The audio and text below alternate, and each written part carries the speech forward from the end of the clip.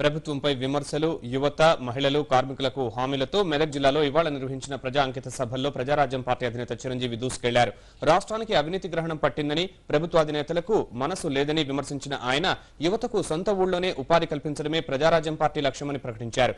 కార్మికులు రిటైర్ అయిన తరువాత సంతోషకరమైన జీవితాన్ని గడిపేందుకు చర్యలు తీసుకుంటున్నామన్నారు. ప్రజారాజ్యం పార్టీ అధినేత చిరంజీవి మెదక్ జిల్లాలో ఇవాళ చేపట్టిన ప్రజా అంకిత యాత్రలకు పెద్ద సంఖ్యలో యువత, మహిళలు హాజరయ్యారు. ఈ యువశక్తే భవిష్యత్తులో అవినీతిపై తిరగబడాలని, అభివృద్ధి ఫలాలు అందరికీ అందేందుకు తీసుకునే చర్యలకు బాసటగా నిలవాలని పిలుపునిచ్చిన చిరంజీవి గజ్వేల్లో పలు హామీలు గుప్పించారు. ప్రజారాజ్యం పార్టీ అధికారానికి రాగానే హైదరాబాద్ నుంచి గజ్వేల్, హైదరాబాద్ నుంచి పటాన్ చెరు వరకు మెట్రో రైలు విస్తరణ చేపడతామని ప్రకటించారు. కార్మికులకు ఈఎస్ఐ, పీఎఫ్ సక్రమంగా అందేందుకు చర్యలు తీసుకుంటామని, యువతకు ఉన్న ఊళ్ళోనే ఉపాధి కల్పిస్తామని హామీ ఇచ్చారు. వాళ్ళ తల్లిదండ్రుల్ని కన్న భూమిని వదిలి దూరంగా వెళ్లిపోకుండా వాళ్ళు ఇక్కడే ఉండి ఉన్న ఊళ్ళలోనే వాళ్ళకి ఉపాధి చేయగలిగితే వారు మరింత సంపాదించుకుంటారు. కుటుంబానికి అన్ని రకాలుగా చేదోడు వాదోడు ఉంటారు. ఆ రకమైన ప్రజారాజ్యం ఆ నేపథ్యంలో ఆలోచిస్తుంది.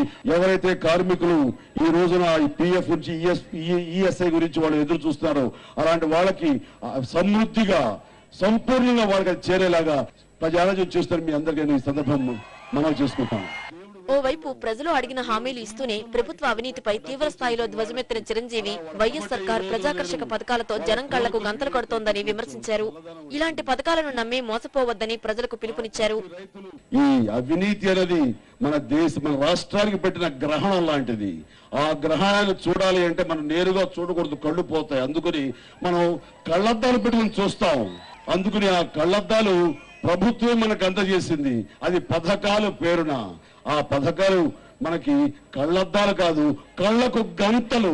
కళ్ళ గంతలు పెట్టి చూసుకుంటే మనకు అవినీతి కనపడదు. కనపడకుండా చేయడం కోసంగా మీకు ఈ పథకాలు అనేవి, ప్రజాకర్షక పథకాలు అనేవి మీకు ఇచ్చి వాళ్ళు మిమ్మల్ని ఏమారుస్తున్న విషయం ప్రతి ఒక్కరు తెలుసుకోవాలి. స్థానిక సమస్యలను కూడా ప్రస్తావించిన చిరంజీవి మెదక్ జిల్లాలో సాక్షాత్తు ప్రధాని మన్మోహన్ సింగ్ ప్రారంభించిన భూభారతిలో పేదలకు పంచిన భూములను చూపించలేకపోయిందని వైఎస్ సర్కార్ను ఎండగట్టారు. కానీ ఎంతమందికి వాళ్ళకు రావాల్సిన భూములు చూపించారు. ఎంతమందికి ఇది మీ భూమి అని ఆ పట్టాతో పాటు భూమికి సరిహద్దులు ఇవి మీవని ఎవరికి చెప్పారు? ఎవరికి ఇచ్చారు చెప్పండి. ఇచ్చిన ఏ కొద్ది గొప్ప ఉంటే వాళ్ళకి రాళ్ళు రప్పలు చూపించారు. వాళ్ళ రాళ్లు కొట్టుకుని బతకాలా? కాకినాడ ప్రత్యేక ఆర్థిక మండలి కోసం ప్రభుత్వం బలవంతంగా భూసేకరణ జరిపేందుకు చేసిన ప్రయత్నంపై మండిపడిన చిరంజీవి అక్కడి రైతులు చూపిన తెగువపై ప్రశంసలు కురిపించారు.